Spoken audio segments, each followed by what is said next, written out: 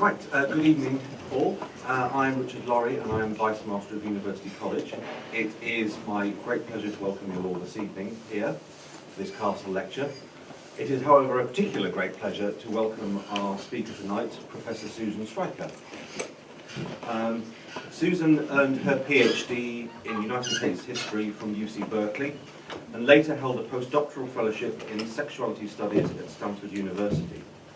She has been a distinguished visiting faculty member at Harvard University, University of California, Santa Cruz, Simon Fraser University in Vancouver, and Macquarie University in Sydney. Did I pronounce that right? Macquarie, I'm sorry. No offense. She moved to the University of Arizona in 2011 as Director of the Institute of LGBT Studies. Susan was the first openly transgender author to publish an article in a peer-reviewed academic journal and has produced a significant body of work about transgender and queer culture and history. Susan has written widely, and her books include Gay by the Bay, A History of Queer Culture in the San Francisco Bay Area, The Transgender Studies Reader, and Transgender History. Susan is also an award-winning filmmaker, winning a San Francisco, Northern California Emmy Award for her film Screaming Queens, The Riot at Compton's Cafeteria, and has produced a number of other films, including, most recently, Christine in the Cutting Room. I'm delighted to welcome Susan here tonight to talk on transgender histories from sickness to citizenship, and I hope you'll join me in giving her a very warm welcome. Thank you so much. Hello. Thank you all for coming. I'm going to begin. Thank you for the warm introduction and for my dinner companions earlier. It's been a very, very pleasant stay here thus far. I will be starting with a brief apology. I came down with a very nasty cold while I was traveling yesterday, and so I might subject you to some hacking and coughing, but I promise you it's like I'm not, ejecting a lung or anything. It just sounds worse than it actually is. But I might need to stop at some point and take a drink of water. All right, the other thing I will say is that I was asked to give a very general audience lecture on transgender history, which is what I have done. I suspect that some of you might be familiar with some of what I'm saying, and others of you will not be familiar with it at all. So hopefully we will just split the difference there. And if I haven't gone sort of deep enough for some of you, we can address that in the Q&A, or if I've talked past some of you, we can address that in the Q&A as well. All right, well, here we go.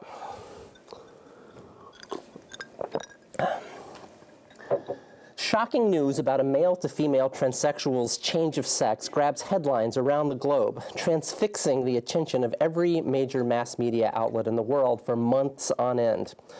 This newly minted woman's name is not Caitlyn Jenner. It's Christine Jorgensen, and the year is 1952, not 2015. Jorgensen, born and raised in working-class obscurity in the outer boroughs of New York, rocketed to international celebrity as the consequence of the media frenzy that followed news of her genital transformation surgery in Copenhagen. XGI becomes blonde beauty, screamed the front page of the New York Daily News. Operation transforms Bronx youth. This is in all caps. For the first year of her celebrity, Jorgensen was written about more frequently than the Korean War, hydrogen bomb tests in the Pacific, and the coronation of Queen Elizabeth. The media coverage helped her launch a lucrative nightclub career and introduce the concept of transsexuality to audiences worldwide, more than half a century before Caitlyn Jenner experienced a similar level of fame. A former elite track and field star changes sex and subsequently cashes in on the resulting media hoopla by turning his story into lowbrow popular entertainment. This person's name is not Caitlyn Jenner either, but rather Zdeněk Kubkov, a Czech athlete who, as Zdeněka Kubkova, won a gold medal in the 1932 Summer Olympics and broke the world record for the 800-meter dash at the Women's World Games in London in 1934. Rivals challenged Kubkova's gender and subsequent medical tests determined that the athlete's body naturally had a mix of male and female sex characteristics. As a result, Kubkova was barred from participating in women's athletic competitions ever again. Surgery and hormones soon gave Kubkov a more conventional male appearance, and the Czech government recognized him legally as a man. He received star treatment in the newsreels when he came to visit the United States in 1936, and Time magazine ran a story about him under the headline, "Change of Sex." Transgender issues have attained an unprecedented level of visibility since the spring of 2015, when Caitlyn Jenner's ABC News 2020 interview with Diane Sawyer drew more than 16 million viewers. Her Twitter account amassed followers at a rate that broke a record previously set when President Obama announced his campaign, and her glamorous cover photo shoot with Annie Leibovitz for Vanity Fair went viral on social media. For those just tuning in to transgender affairs, it might seem that Jenner alone has been responsible for unleashing a tidal wave of attention to transgender topics. The reality is that she is simply the latest in a long line of transgender public figures and private citizens who have shaped popular conceptions of transgender issues and increasingly won a place at society's table for transgender people after more than a century of social and political struggle. The transgender celebrity culture, now so spectacularly visible in the mass media, is a thin veneer atop a long history in which transgender people from many walks of life have helped forge the new forms of identity available in the present day. It is first and foremost a story about ordinary and extraordinary individuals who have collectively changed the world by living day to day as the people they consider themselves to be. At the same time, the historical emergence of a transgender social movement is rooted in a profound, slow-moving transformation of gender itself.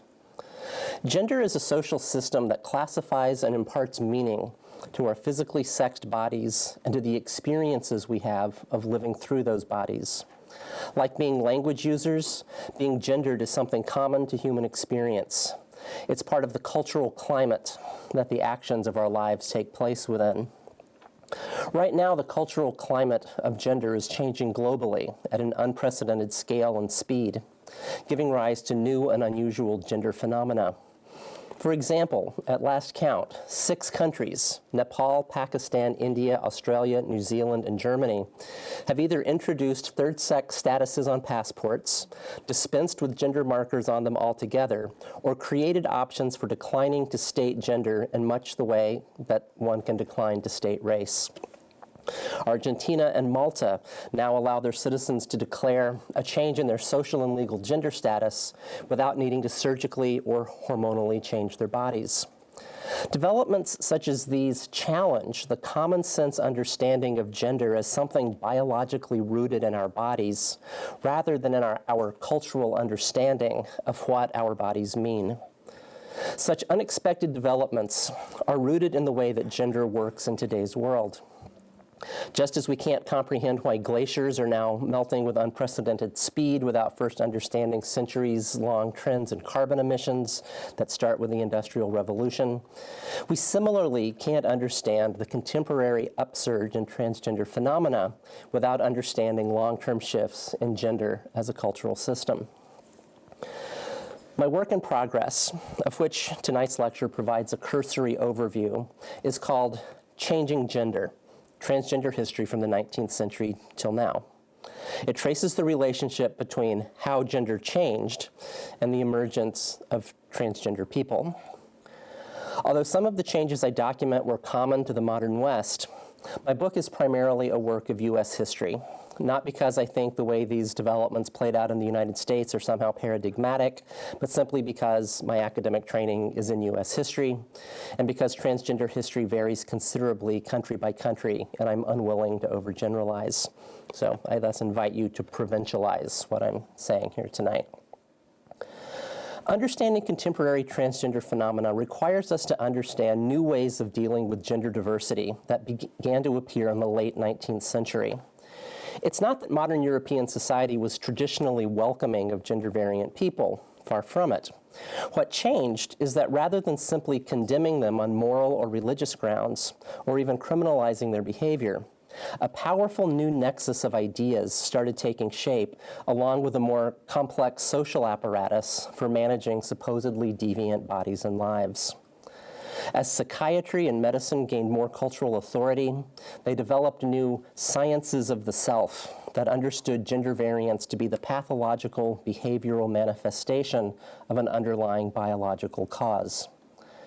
Understanding gender variance as a sickness, of course, legitimated treating it, often against the self-understandings of the patient, often to the point of physical confinement and coercive therapies. The new mental hospitals that arose in these years were close kin to the penitentiaries that were beginning to replace simple jails, which had merely held the bodies of marginalized people through brute force. The new asylums and new prisons, both aimed not at mere containment and confinement, but rather at correcting their inmates. The life story of the person who had been christened Lucy Ann Lobdell at birth in 1829 offers a poignant window onto the rise of this new medical, legal, sexological science. Lobdell had always felt masculine and rebelled against the social expectations of matrimony to a man in spite of a brief and troubled marriage to the ne'er-do-well Mr. George Slater. After being abandoned, Lobdell resumed his maiden name, took to wearing men's clothes, and established himself as a formidable marksman and huntsman in upstate New York. He published a brief memoir in 1855, The Narrative of the Female Hunter of Delaware and Sullivan Counties, that was equal parts feminist manifesto against compulsory marriage and wage inequality, a paean to the rustic life, and an early transgender autobiography. Lobdell was an excellent fiddle player and made a living for a number of years as an itinerant musician. A person of faith and religious enthusiasm, he fancied himself a minister with a gift like that of St. Francis for communicating with the animals, and he became a backwoods preacher. He also had a long-term romantic relationship with a woman, Louise Perry, who considered herself to be his wife and him her husband. Lobdell had been in and out of the almshouse for decades, but was eventually psychiatrically incarcerated in 1880. He remained in the asylum until death, in part for never wavering from his claim, quote, to be a man in all that the name implies. We can see in Lobdell's story the human costs that the new medical legal concepts could inflict on people who expressed their gender differently than most.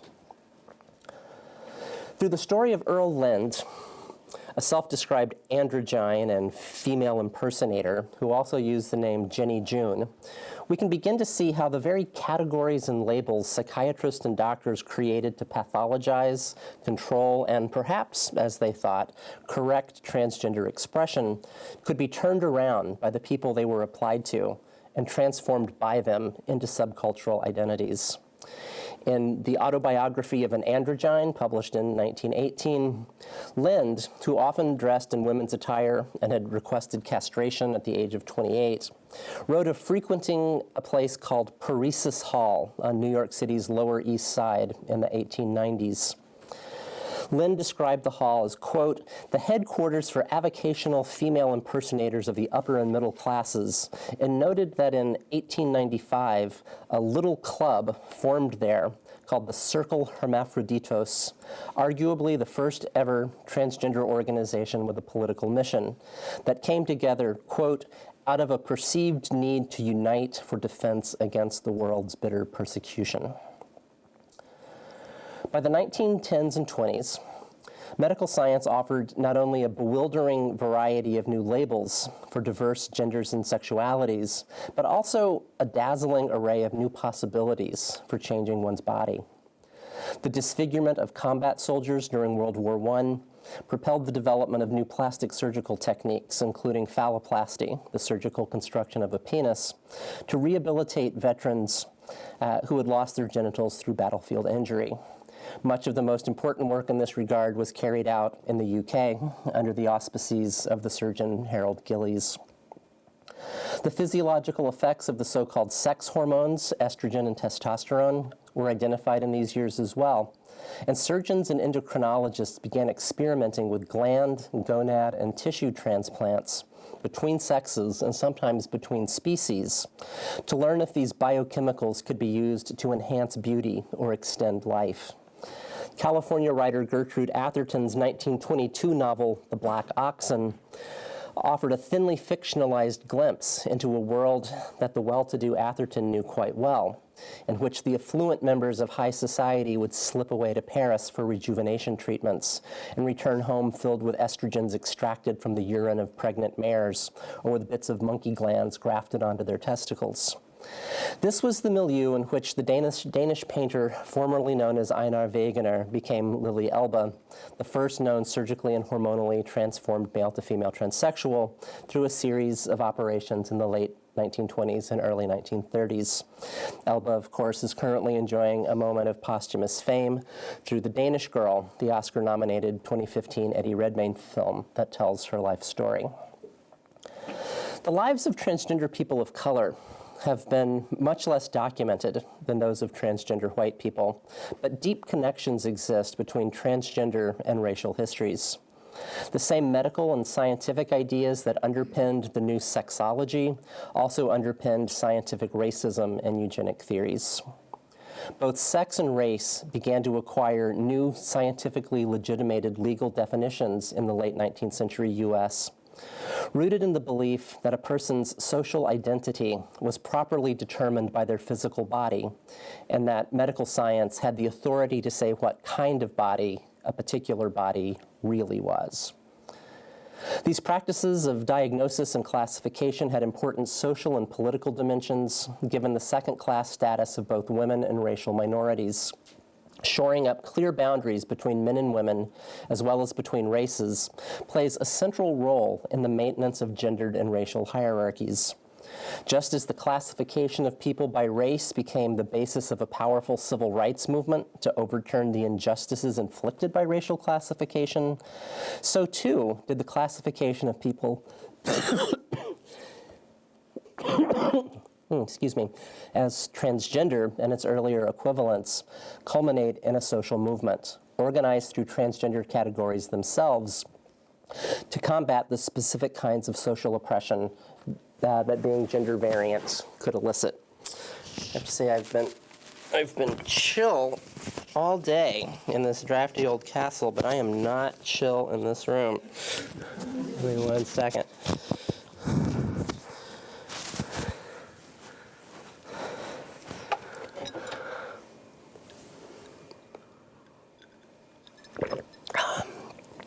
The life of Lucy Hicks Anderson exemplifies the complex intertwining of racial minority and transgender status.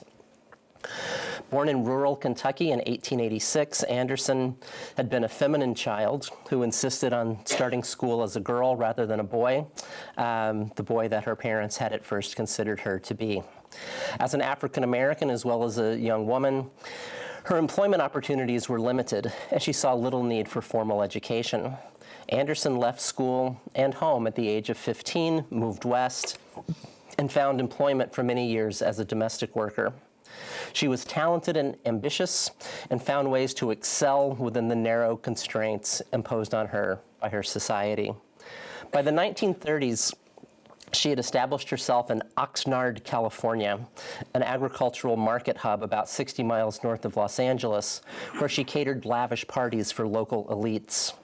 During the years of Prohibition, when alcohol was illegal, Anderson always knew where to procure liquor.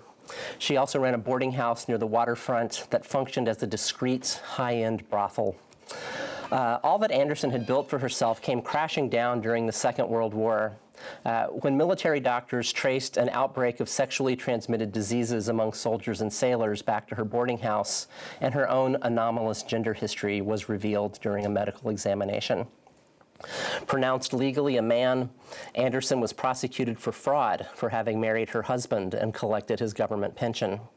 During her trial, she contested the ability of medical science to determine who she was and sought to define the meaning of her own life, stating for the record, "I defy any doctor in the world to prove that I am not a woman." Anderson's protestations notwithstanding, she was found guilty, sentenced to a men's prison, and upon release, forbidden to wear women's clothing in public. She died impoverished a few years later in Los Angeles.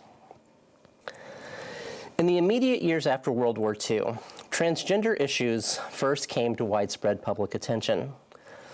Although the basic surgical and endocrinological techniques of transsexual body modification had been devised during the first decades of the 20th century, the 1940s and 1950s provided a new techno-scientific context in which these practices took on heightened cultural importance.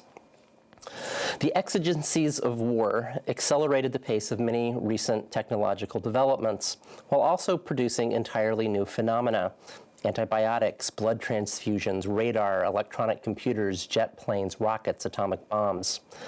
This was the era when molded plastic, itself a recent invention, entered widespread use in design and architecture, symbolizing all that was mid-century modern. Bodies themselves seemed plastic and pliable. Reproductive rhythms transformable by newly available contraceptive pills and synthetic hormones, minds alterable through psychiatry, brainwashing, and an ever-expanding pharmacopoeia of drugs, including the newly synthesized psychedelic LSD. It is in this context that Christine Jorgensen, mentioned at the outset of my remarks tonight, makes her debut on the stage of world history. Through her and others like her who came to light in her wake, transsexuality functioned as a potent symbol of the so-called American century. They seemed to be denizens of Tomorrowland who emblematized the dawning of a new historical period in which science had at last seemingly triumphed over material nature and could transform it alchemically at will.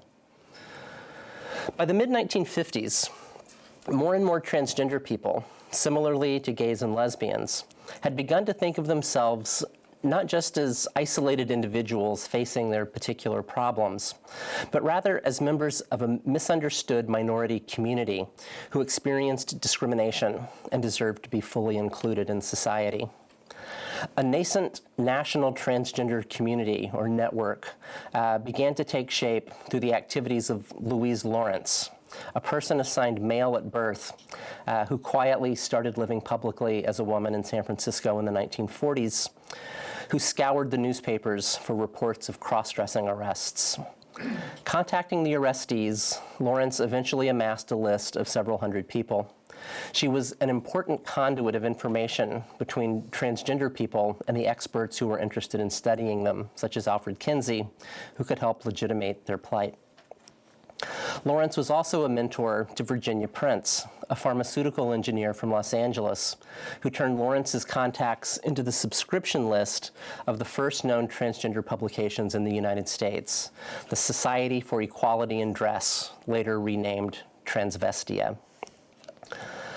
The man who did the most to shape the transgender struggle in these mid-20th century years, however, was undoubtedly Reed Erickson, a wealthy industrialist and philanthropist from Baton Rouge, Louisiana, who almost single-handedly financed the effort to establish medical and legal services for transgender people. Erickson sought to cast transgender issues not as moral, criminal, or psychopathological aberrations, but rather as a knowable and treatable condition, like diabetes or polio, that should not be stigmatized. Born female and living as a lesbian until early adulthood, Erickson had come under FBI surveillance during the McCarthy years for having belonged to Communist Front organizations during his university days. He transitioned immediately following his father's early and sudden death, whereupon he inherited the family business and became an instant millionaire. He piloted his own airplane, once owned a yacht that he sold to Fidel Castro, practiced nudism and owned a nudist camp in Florida, and funded research into interspecies communication, mental telepathy, and various New Age and alternative health practices. As of the early 1960s, his Erickson Educational Foundation was the principal source of funding and advocacy for the fledgling transgender movement, and helped put in place the medical model of transgender identity management that remains largely in place even now. The mid-1960s and early 1970s generated a remarkable burst of radical transgender activism. These same years witnessed a fascination with gender blurring in popular culture, everything from rock and roll androgyny to Warhol's transsexual superstars to unisex fashions. It was a time when the feminist movement inspired millions of women to begin breaking down gender barriers, while the draft and the anti-war movement offered millions of men an incentive to resist traditional masculinity. The transgender movement flourished in this cultural moment when gender definitions were loosening across wide swaths of society. New government-funded social services helped improve the quality of life for transgender people, and ordinances that criminalized cross-dressing began to fall in many cities, often because transgender people themselves protested them, as did the Los Angeles-based African-American male-to-female entertainer Sir Lady Java, who proclaimed that she was not cross-dressing when she performed, but was rather a woman all the time. At the same time, a wave of gender identity clinics and surgical sex reassignment centers sprang up at research universities across the country that simultaneously sought to scientifically define clear biological, psychological, and social boundaries separating men from women, while closely regulating the people who sought to cross those borders. In consequence, transgender issues themselves became a battleground. Were transgender people a political vanguard, liberating themselves from the suffocating sexist stereotypes of the past? Or were they a reactionary presence that reinforced rigid and retrograde conventions of masculinity and femininity? One of the very first public transgender protests took place in 1965 at Dewey's Diner in downtown Philadelphia, after what were described as youth in non-conventional attire were denied service there.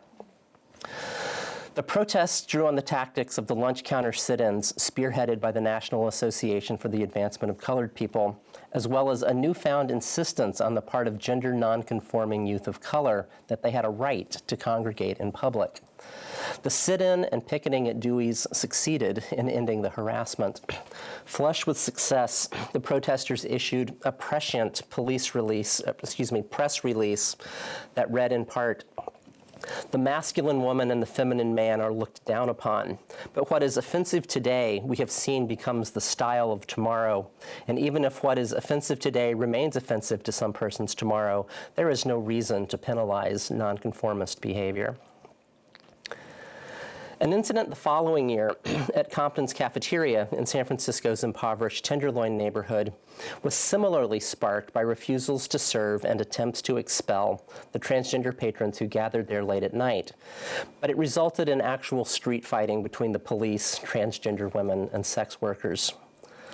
The roots of the Compton's cafeteria riot perfectly exemplify the conditions that transgender people struggled against.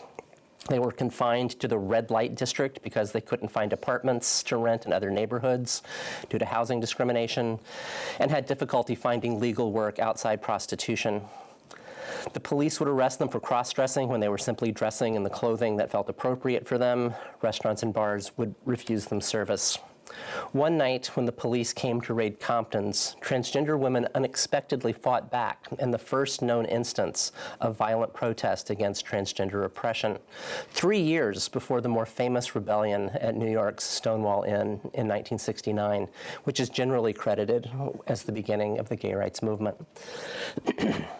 In the aftermath of that better-known event, 2 trans women of color, Sylvia Rivera and Marsha P. Johnson, founded the most radical of all the late 60s transgender groups, STAR, the Street Transvestite Action Revolutionaries, whose analysis drew connections between racism, homophobia, transphobia, poverty, the prison industrial complex, third world liberation struggles, while simultaneously providing food and shelter for young trans women living on the streets.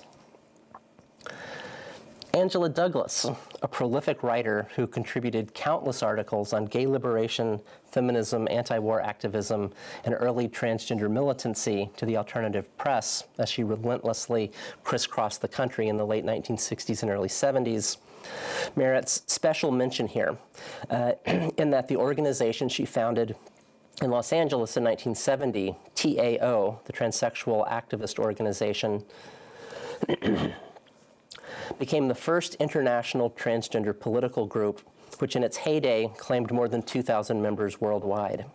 Among that number was Professor Stephen Whittle, now perhaps the best-known trans advocate in the UK, who established TAO's Birmingham chapter.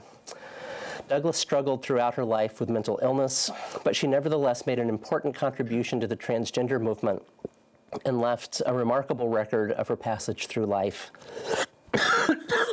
In her self-published 1983 memoir, Triple Jeopardy, Douglas wrote,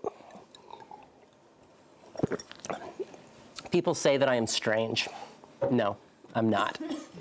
I'm not any stranger than the cosmos with its countless, countless stars and bizarre black holes and quasars and time warps and distances that we cannot really imagine.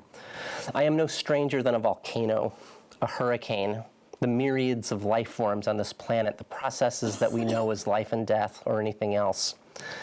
But I am different to some extent from most human beings, and that has nearly killed me and has left me destitute on many occasions, despite intelligence, talent, and ability."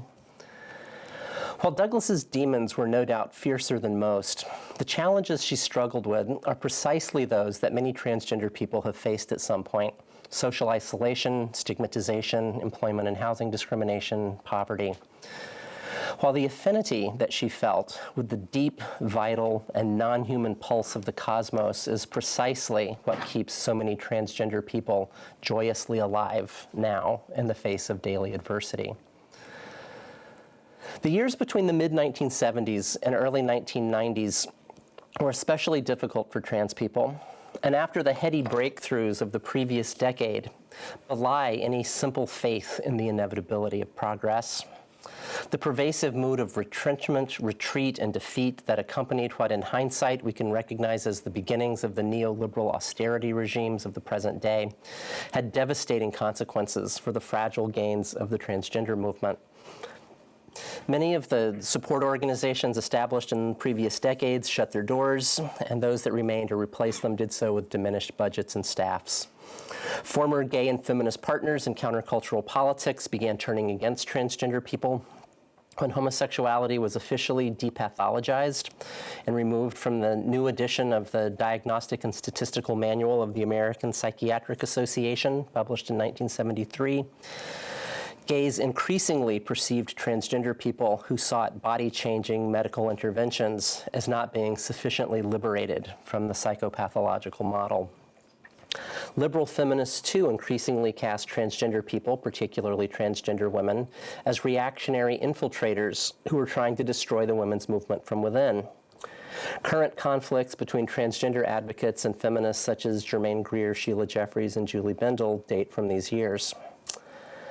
Conditions for transgender people continued to degenerate throughout the 1980s. Gender identity disorder first entered the Diagnostic and Statistical Manual in its 4th revised edition in 1980. And while this would seem to provide doctors with the ability to prescribe treatment for transgender people seeking to change their bodies, it did so only by casting transgender feelings, unlike homosexual ones, as a psychological disorder. To make matters even worse, the AIDS crisis that first became visible in 1981 fell disproportionately heavily on transgender populations, particularly transgender women of color. While white gay men received the bulk of media attention in the early days of the pandemic, public health researchers knew all along that the vectors along which the infection spread primarily had to do not with sexuality, but rather with vulnerabilities structured by poverty, racism, and social discrimination resulting in poor access to health care. In consequence, trans women of color who engaged in commercial sexual activity and were injection drug users had the highest rate of HIV infection of any demographic group in the United States. One of the first trans people to become a public champion in the fight against AIDS, however, was Louise Sullivan, a former Catholic schoolgirl from the suburbs of Milwaukee who became a gay man in San Francisco. Sullivan corresponded with hundreds of trans men and other people assigned female at birth who questioned their gender identity or sought ways to express their masculinity more fully. He wrote community-oriented histories that profiled the lives of transgender men and passing women in earlier periods, authored a vital How to Transition guide called Information for the Female to Male Transsexual and Crossdresser, and pushed medical service providers to recognize that transgender people could be gay or lesbian in their achieved gender. Sullivan himself had long been denied surgical care by the gender clinics on the grounds that his attraction to men meant he wasn't a true transsexual. After Sullivan tested positive for HIV, he wrote a scathing letter to the gender professionals in which he said, "You told me that I couldn't live as a gay man, but now it looks as if I'll die like one." Sullivan became an outspoken AIDS activist in the final years of his life, calling attention to the transgender dimensions of the epidemic and volunteering for experimental drug trials. He died of an AIDS-related illness in 1992, shortly before retroviral cocktails made HIV infection a treatable chronic disease, and just as a new chapter of transgender history was beginning to unfold. 1992 was, in fact, the year that the word transgender itself first entered widespread use, largely through the influence of an incendiary pamphlet by the Marxist organizer Leslie Feinberg, Transgender Liberation, a movement whose time has come.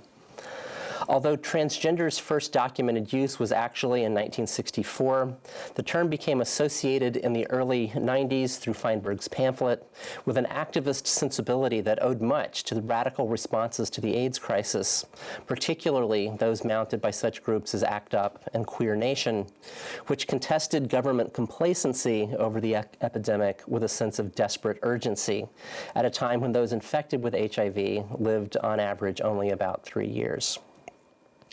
Transgender people mobilized against their own oppression with similar ferocity, not only against the epidemic that disproportionately affected them, but also against the truly dire life circumstances that characterized trans experience at this time, resulting in a slower form of death. Transgender people could be fired at will from their jobs, denied housing, have their marriages annulled, custody of their children revoked. They were vulnerable to arrest and police violence and experienced incarceration at higher rates than the general population, usually being housed in correctional facilities that did not match their appearance and gender identity. Stigmatized and disparaged, they suffered high levels of hate-motivated personal violence and experienced higher rates of depression and substance abuse while trying to cope with their many challenges. Often unable to change name and gender markers on state-issued IDs, they essentially became undocumented non-citizens of their own country. The suicide rate among transgender people is truly shocking, 8 times the national average, with nearly half of all transgender people having contemplated or attempted killing themselves at some point in their life. Throughout the 1990s, a new wave of activist and advocacy organizations, too many to chronicle here in the short time remaining to us, took shape that began to win legislative and judicial victories and to gradually alter public perceptions. In spite of these gains, new challenges for trans people continued to emerge in the early 21st century. The US-led wars in Afghanistan and Iraq, the Patriot Act, the Real ID Act, and other responses to the attacks on the World Trade Center and the Pentagon ushered in an era of heightened security and surveillance, tightened border control, and increased militarization, all of which presented particular difficulties for transgender people. Government databases that cross-referenced names associated with particular social security numbers, passport numbers, driver's license numbers, that checked for discrepancies and anomalies could result in transgender people showing up on no-match lists, no-fly lists, terrorism watch lists, and being targeted for further investigation. Body scanners at airports and borders could reveal a discordance between a person's outer appearance and what security personnel might expect to find beneath a traveler's clothing, thereby raising red flags over possible attempts at disguise and thus questions about criminal intent that might lead to detention and interrogation. Apprehension over this newly emboldened state security apparatus is precisely what led National Security Administration data analyst Chelsea Manning, struggling over her own gender identity, to become a whistleblower in the largest leak of classified government information since the Vietnam War. As Western countries increasingly struggle with how to balance privacy and security, minority rights and majority traditions, attention to transgender issues has become a litmus test for progressive and inclusive values rather than a fringe concern, and a red flag for the right wing. Since the 2014 Supreme Court rulings on marriage equality, transgender issues in the U.S. have quickly gained prominence as a cutting-edge struggle for social justice. As such, they have begun to draw increasingly pointed opposition from conservatives who attempt to use transgender civil rights protections as wedge issues in their own political campaigns, asserting, for example, that allowing transgender women to use public toilets that match their appearance is tantamount to allowing a man in a dress to sexually prey on little girls in the ladies' room. In the past 6 months alone, half a dozen U.S. states have introduced legislation seeking to limit transgender access to gender-appropriate facilities, often linking these efforts to attempts to secure religious liberty. The emerging linkage between transgender rights, ideals of citizenship, and geopolitical calculation has rarely been more apparent than in President Obama's 2015 State of the Union address, when he became the first sitting president to utter the word transgender in public speech. And here's his quote. "As Americans, we respect human dignity even when we're threatened, which is why I've prohibited torture and work to make sure our use of new technology like drones is properly constrained. That's why we defend free speech and advocate for political prisoners and condemn the persecution of women or religious minorities or people who are lesbian, gay, bisexual, or transgender. We do these things not only because they're right, but because it makes us safer." And I will just leave it at that. For the first time in the century-long struggle over transgender rights and social belonging, there are now more opportunities for transgender people to fully experience their citizenship, provided that they are the right kind of transgender person. Increasingly, for white, middle-class transgender people who can achieve a fairly typical appearance as either a man or a woman, and who can create a coherent bureaucratic and administrative paper trail of their identity, and thus do not become a problem body for the surveillance state, there are far fewer barriers to social inclusion. At the same time, transgender people of color, poor transgender people, people who have gotten caught in the gears of the prison system, or people who lack identity documents or who have contradictory forms of documentation, are all experienced heightened forms of vulnerability. The murder rate for trans women of color in 2015 in the United States is significantly higher than in previous years as a result of this new visibility. This is the crux of the contemporary transgender political movement: how to better ensure that gains for some become gains for all, and that hard-won rights are not rolled back by legislating prejudice. And so to conclude, however unfamiliar transgender history might appear in its particular details, its intimate inner workings should be immediately recognizable. Don't we all engage in an intricate dance of acquiescence and defiance to define ourselves against, yet sometimes through, the expectations imposed on us by our friends and lovers, our families, our society, our traditions and belief, our laws and customs?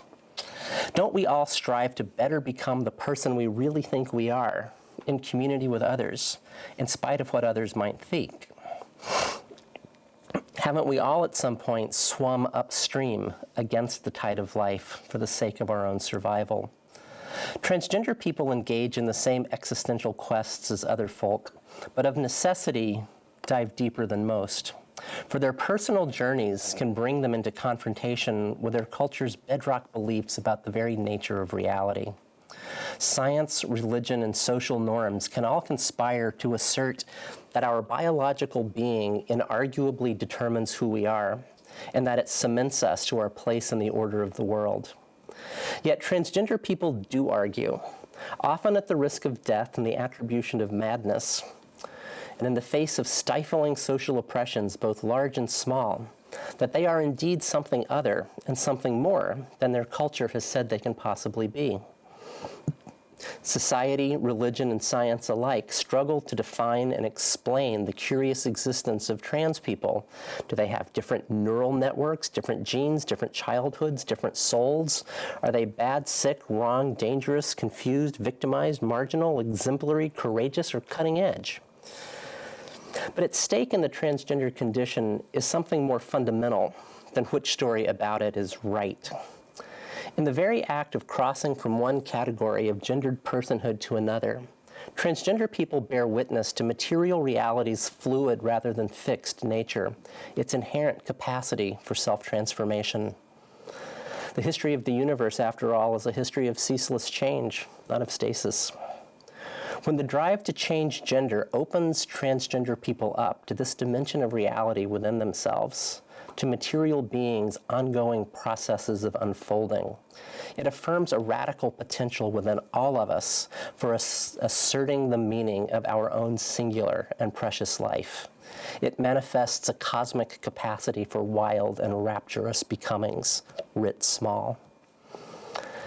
In a world where wealthy couples from Europe and North America can start a family by outsourcing pregnancy and birth to surrogate mothers in India who gestate purchased eggs fertilized with donated sperm, where cosmetic and plastic surgery, including genital enhancements, are becoming routine rather than exotic procedures, and where the rising generation increasingly considers a clean, bright line between the sexes to be a relic of the last millennium, whatever it is that makes a man and a woman is increasingly up for debate and increasingly elusive. In more and more contexts, gender is mostly a matter of what a person considers themselves to be. More than being a system for classifying people based on their sex characteristics, it's becoming a body style, a look, a personal preference for sporting luxuriant facial hair or ample breasts. The more gender becomes an idiosyncratic expression of self, the fewer legal distinctions there are to distinguish men's and women's social and legal roles, and the greater the degree of high-tech assisted reproduction, then the more the lives of non-transgender people come to resemble the lives transgender people have been leading for a very long time. The history of the transgender struggle thus offers a portent of more widely generalizable conditions of life in the brave new world materializing all around us. At a time when the human is rapidly destroying both humanity and the living world, the deep knowledge embodied in transgender lives that we can truly become other than we seemingly always already have been can be a vital resource indeed for whatever future we might collectively hope to have. Thank you.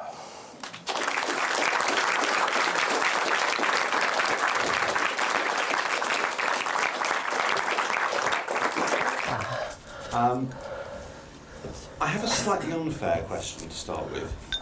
Bring it on. Which I would hate to be asked myself. These histories have obviously been carried out against great adversity. They're all special, they're all unique. Mm-hmm. For you as a person, is there any moment, individual, period that really speaks out to you?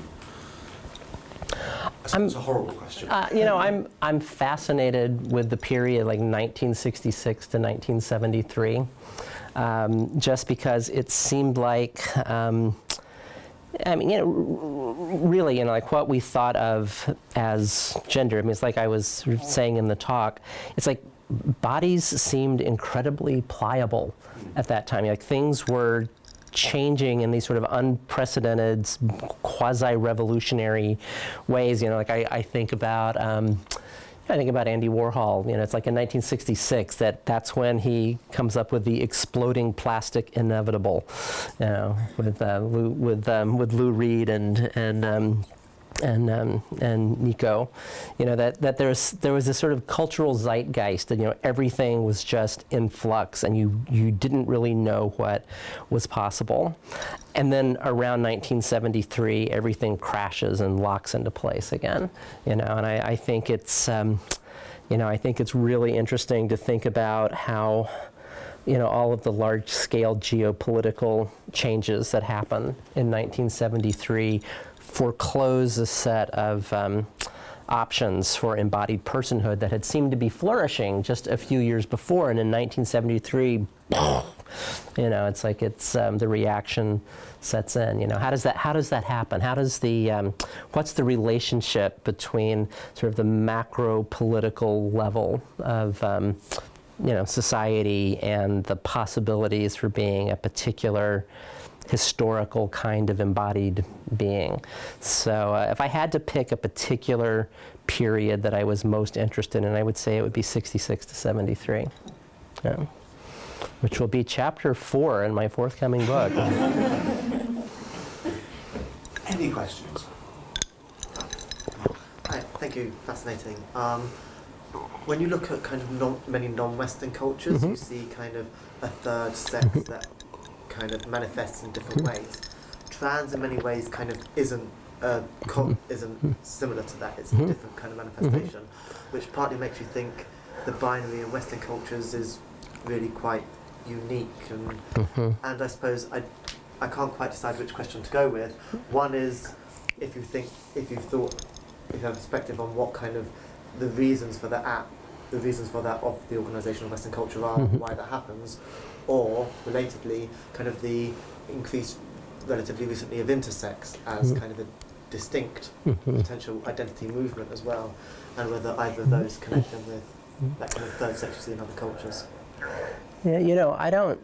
Those are both big, complicated, interrelated questions, and I don't know if I have a simple answer for you. My personal take on the first question about what you're calling the Western binary, I mean, I do think it has everything to do with the techniques that have been developed in the West to govern people's lives. It's like this is one of the places where I'm a pretty orthodox Foucauldian, that the idea of a series of binaries, man, woman, hetero, homo, white, of color, become these mechanisms for biopolitically sorting kinds of life into social hierarchies where some modes of life are more fully invested in and others are neglected or even targeted for outright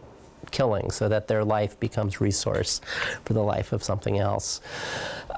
So, in that sense, I think well, we were talking about this a little bit at dinner. It's like one of the things that I think was fascinating about Christine Jorgensen in 1952. I mean, she certainly wasn't the first transsexual in the world, but she was the first truly globally famous transsexual. It's like the kind of hyper visibility that she experienced. I think it had everything to do with the manifestation of, what she manifested was the preservation of Western modes of organizing life according to these multiple binaries, even at a moment when technology was rapidly, kind of kicking the ground out from under our feet in terms of ways that we tend to ground and secure notions of self in the body. And so, she's this kind of paradoxical preservation and transcendence of like a seeming crisis in Western representations of the body, and that she becomes this thing that has almost, I think it's not too strong to say, almost a kind of religious significance. Not for me personally, but like when I look at what people were writing, it's like she, there were thousands and thousands of people who wrote to her after they heard her story, and there's one where this person says, I saw her story and I thought, that's it, this is the answer. It is not Christ, but Christine who is my savior. That there's this, there was all kinds of vernacular writing about her that did see her as kind of like a sign of a new historical era. And it fascinates me that basically doing a little nip and tuck, becomes this thing that seems to have some kind of cosmological and world historical significance. And I think it has to do, like I'm saying, with the idea that it sort of transsexuality seems to secure the categories through which lives become intelligible in the modern West. And if you look transnationally, it's like, as Jorgensen, as her publicity, hits in different countries, if you read the newspaper coverage in whatever country it is, the press is always comparing Jorgensen to whatever the local variant is. And they're saying, oh, it's like this or it's not like this, or, we've got this and you're sort of not that. It's like, and that transsexual at the time becomes a site, a cultural site for colonial and post-colonial struggles over, how bodies are conceptualized and fitted into a social order and settled on a land and or on a territory and become useful for a state apparatus. So anyways, like I think the global dissemination of transsexual ideas post-World War II is just a really fascinating topic to look at. The question about intersex, there's always been really slippery boundaries between trans, inter, and homo. That there are plenty of theories about homosexuality that, it's like, it's something about your brain, or, there's some like neural, intersex condition that makes you gay, or some trans people will say, I have a female brain and a male body, or vice versa. So it's just, there were gender inverted notions of homosexuality. A gay man was a feminine soul trapped in a male body.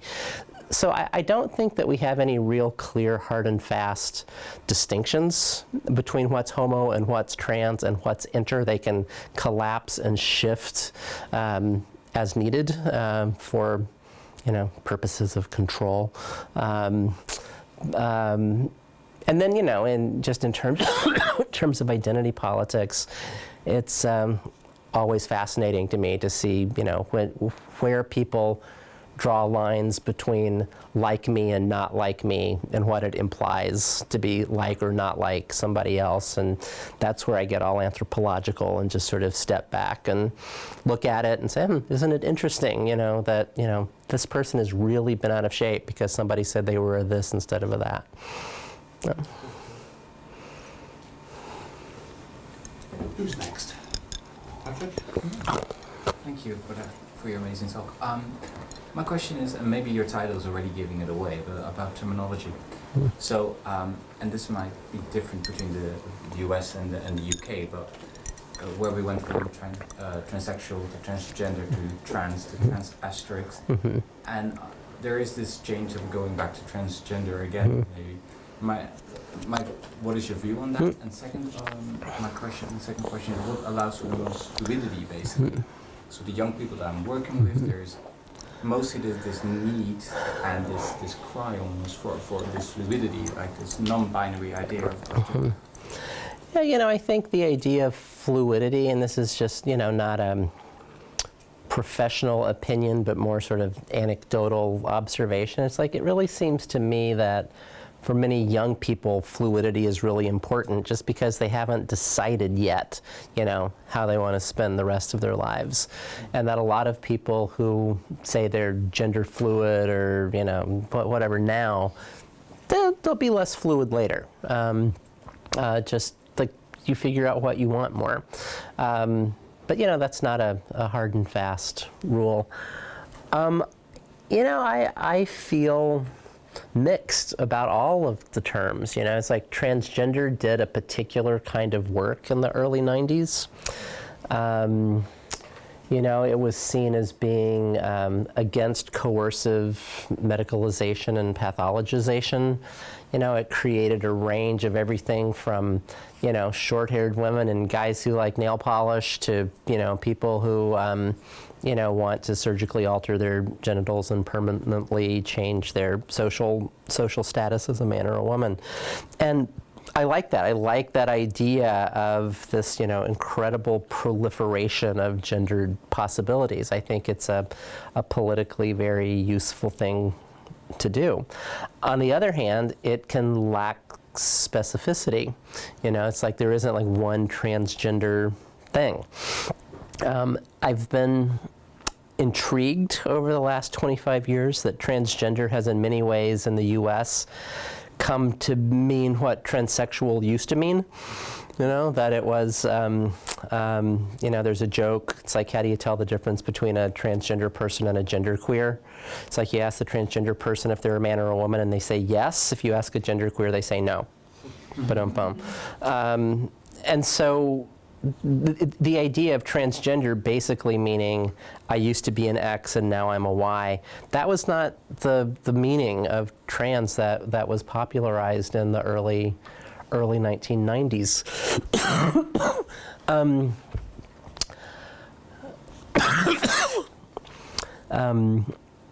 I had a thought here and I coughed it right out of my head.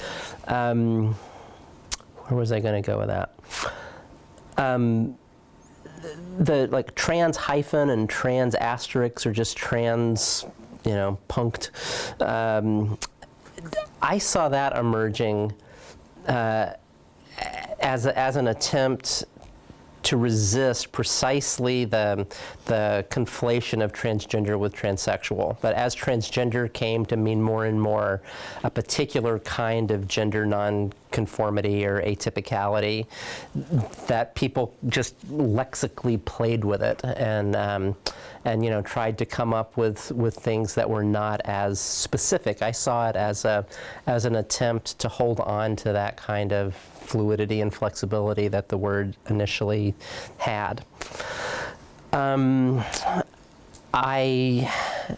like the trans hyphen and the trans asterisk versions of it, because one of the things that I think that kind of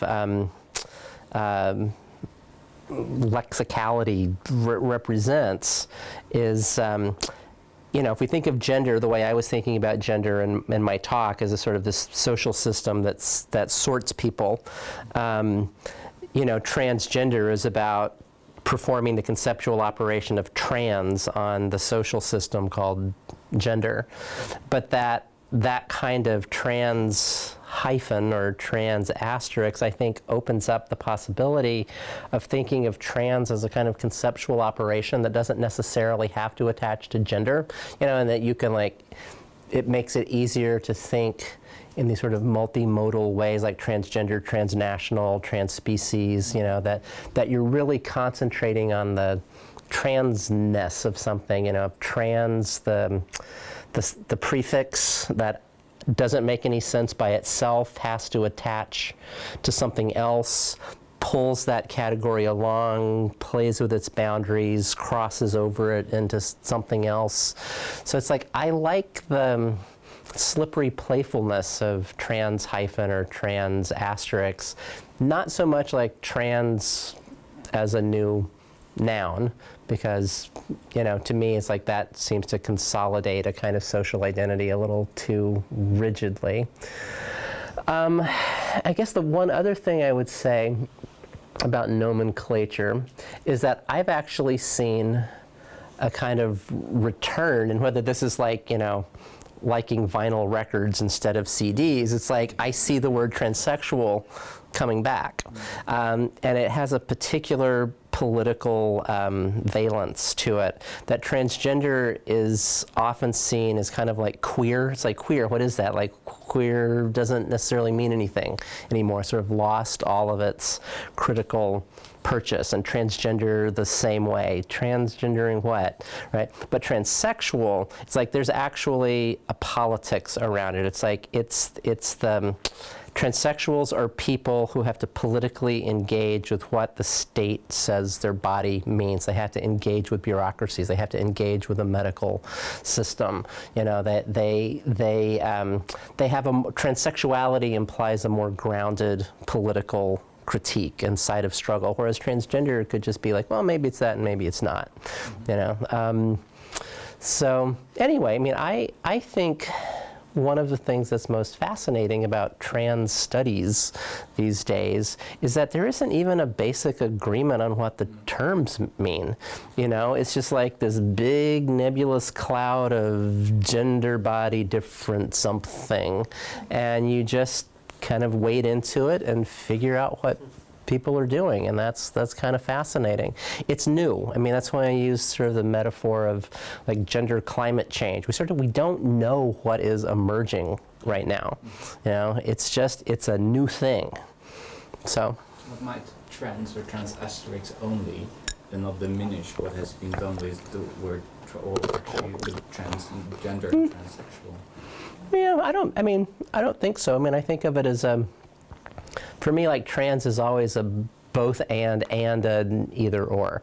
You know, it transes. I mean, it's like that's kind of implicit in the idea of transing. Like, what's your binary? It's like, is it both and? Well, you know, it's like it crosses that. It's like, is it either or? Well, it crosses that, and then it crosses the both and or either or dichotomy. It's both and neither nor. Yes. Yeah. Yeah. Right. Yeah. Yeah. That was a very interesting lecture. Of course, a lot of your material was based in America. Yeah. However, I'm fascinated that the period that you began your lecture was about 1890. Mm-hmm. I'm wondering why you didn't include Native Americans. Yeah, well, that gets to this question for me about what's the relationship between Western ideas of gender diversity and non-Western and non-Indigenous notions of gender diversity. I feel very, so there's a long history of, I think, of people in white settler colonial societies making identifications with the indigenous people there as a way of kind of making their peace with being colonists. You know, it's like let's say, so this person, Lucy Ann Lobdell Slater that I mentioned, he actually dressed for many years, you know, in the woods in Indian garb, and it was like this sense of, you know, I love the forests, I am at home here, I value this culture that was here before me. There might have been some kind of identification with the non-Western gender systems that existed in some of the native cultures, but however inspiring that might be, it is at another level a kind of reproduction of settler colonialism. It's like making native culture be there for the settler. You know, and I'm just, however, you know, like in the 1970s, you know, there was a lesbian poet and writer in the U.S., Judy Grahn, who wrote this book called Another Mother Tongue, that was all about, you know, I value Native American culture because it gives me this difference from the present. It's like I'm oppressed in this society, and I look at the one that I live in, and I look at this other society where people like me were valued, and I'm much more, you know, comfortable there than in my own culture. Or, you know, Harry Hay and the Radical Fairies, and it's, you know, there's something that I just say I find suspect about that kind of cultural appropriation. You know, I don't think that, you know, there were, you know, what, like 2,000 different cultures in North America, you know, with, you know, different gender systems than those of the colonists. You know, I don't think that I don't think that you can draw some easy connection, you know, between, you know, settler colonialist transgender and North American indigenous cultural forms any more than, you know, the paganism and right, you know, it's just like it's apples and oranges. Right. It's interesting to me that you know, if you look historically and globally, gender systems are really complicated. This idea of a biologically rooted man-woman binary is pretty specific to the modern West.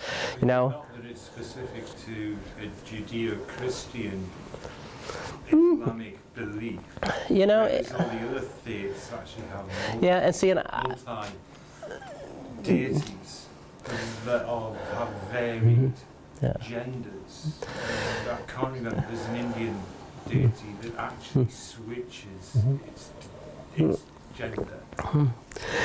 Yeah, but you know, then the other thing I will say is I have a colleague who's a rabbinicist who looks at first century of the current era rabbinic texts about how these rabbis in Jerusalem, you know, around 100 or so of the current era, you know, were sitting around and having debates about marriage, you know, in this body of texts that he looks at. And you know, and it's all about who can marry whom. And so, like, if a man dies without having children, then his brother is supposed to marry the widow, and then the child has the name of the deceased father or the patronymic. So these rabbis are sitting around talking about that, and then one of them says, "Yeah, but like, what if the brother's a eunuch?" You know, it's like, oh, well, do you mean a natural eunuch or a eunuch by accident or a eunuch, you know, whatever? So there are all of these conversations in this, you know, like 2,000-year-old, you know, literature where my colleague, his name's Max Strassfeld, you know, it says actually ancient Judaism has a 7-gender system. You know, it's like there's 7 different statuses that have different legal, social, and theological responsibilities.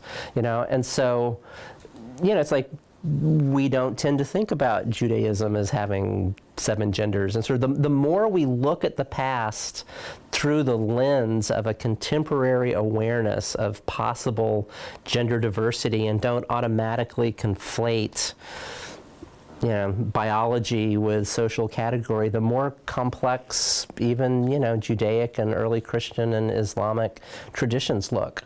You know, there's, you know, plenty of gender crossing and magical saintly sex change in early Christianity. So all of which is to say, it's like I'm fascinated with global gender diversity and pretty set on thinking about contemporary Eurocentric transgender being an artifact of sort of the techniques of governance that are developed, you know, since the, you know, like 16th and 17th centuries. It's a particular way that the West has of making a body part of a particular body politic. So, yeah. So, Any more questions? Yeah, I have one. I hope I phrase this correctly. well, if you don't, I'll let you know. Okay. Okay, all right.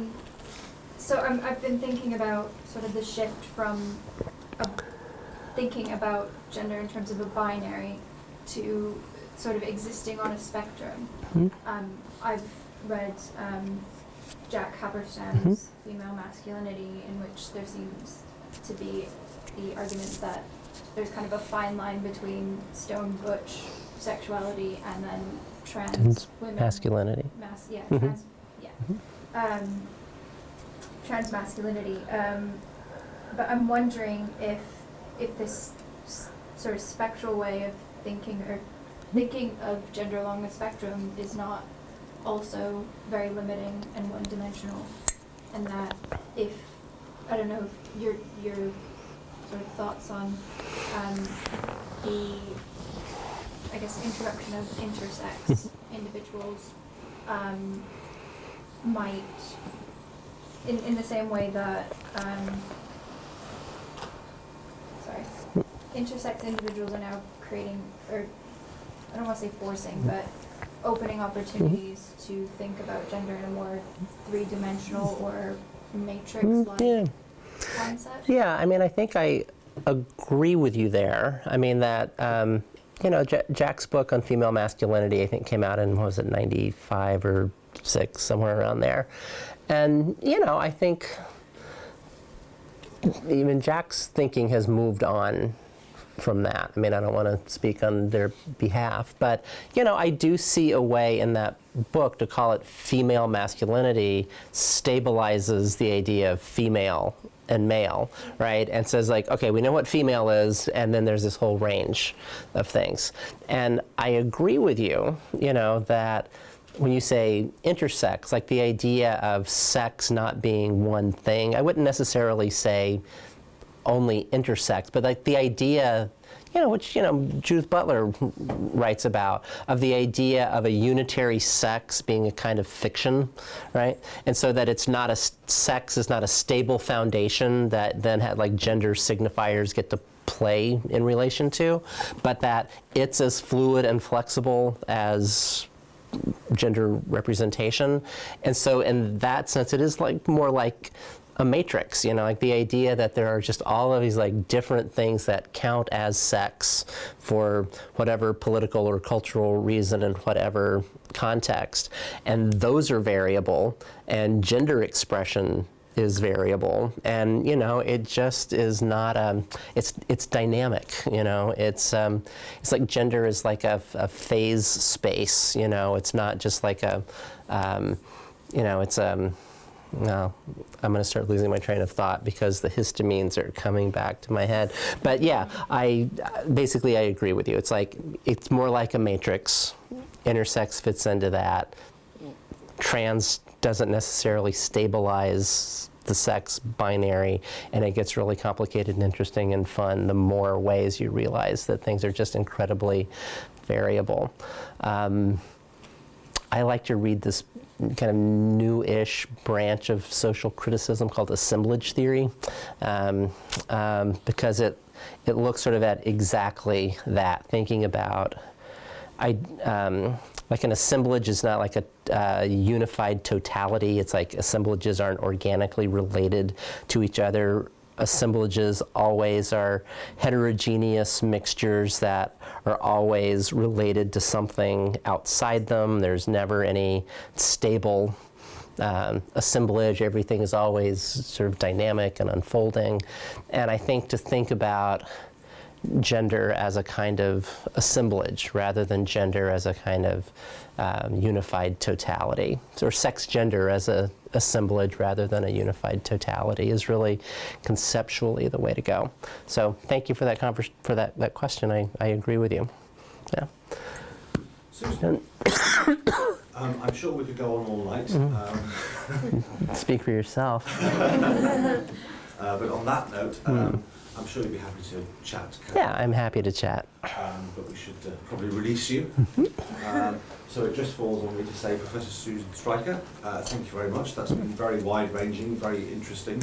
It's been quite the tour de force. We've covered a lot of area. So thank you very much. Thank you.